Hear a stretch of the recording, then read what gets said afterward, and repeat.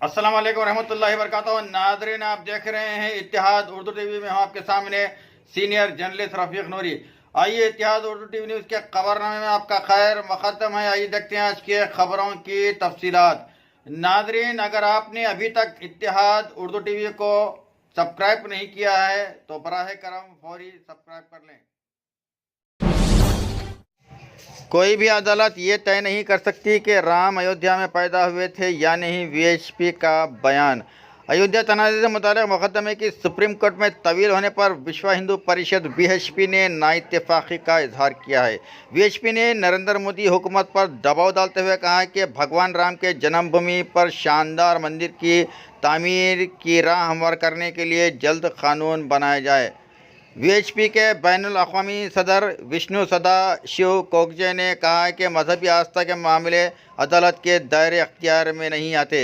अदालत तो कानून के मुताबिक चलते हैं, लिहाजा हम चाहते हैं कि अयोध्या में राम मंदिर की तामीर के लिए हुकूमत जल्द कानून बनाए। उत्तर प्रदेश के 80 हलकों से तनहा मुकाबला करने कांग्रेस का ऐलान।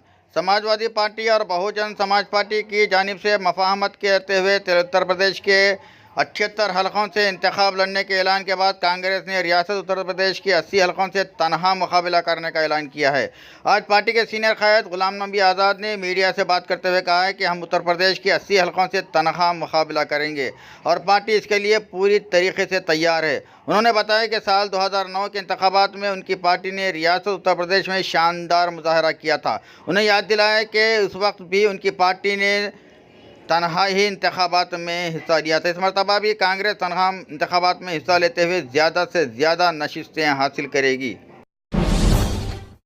कौमी सदर all India Ambedkar national Congress जनाब मोहम्मद काजिम अली ख़ान की हिदायत पर आज रियासत तेलंगाना के अम्बेडकर नेशनल कांग्रेस कायदीन मोहम्मद नसीरुद्दीन कादरी, दिलीप कुमार राठौड़, श्रीनिवास राव, किशोर कुमार, मोहम्मद निसारुद्दीन ने ज़िले में के मुख्तलिफ मवाज़ियात बिलखुसूस निज़ामपेट नंदीगामा का दौरा करते हुए सरपंच उम्मीदवारों से मुलाकात की और उन्होंने उनसे अपील की कि वो ग्राम पंचायत के मौजूदा इंतखाबात में बिला मुकाबला इंतखाब की राह हमवार करें ताकि ग्राम पंचायत में बिला मुकाबला मुंतखब होने से कई एक फ़वाइद हासिल होंगे।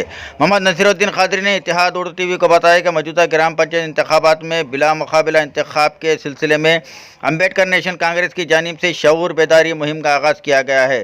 तेलंगाना के तमाम ग्राम पंचायतों का दौरा करते हुए बिला मुकाबला इंतखाब के लिए भरपूर सही की जाएगी।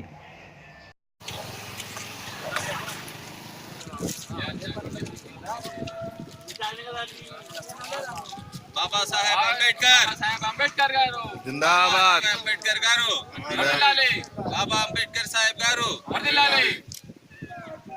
जिंदाबाद जिंदाबाद बाबा साहब जिंदाबाद जिंदाबाद अंबेडकर नेशनल कांग्रेस जिंदाबाद अंबेडकर नेशनल कांग्रेस जिंदाबाद आजम नवाब अली साहब जिंदाबाद आजम नवाब साहब सुना जाते बोलते ओके ठीक है। मैं हम लोग क्या है, हमारा गांव वाला क्या सोच रहे हैं मालूम, 10 आदमी की बिठा के वो लोग सब लोग का नेम डब्बा में डाके ड्रा निकालेंगे।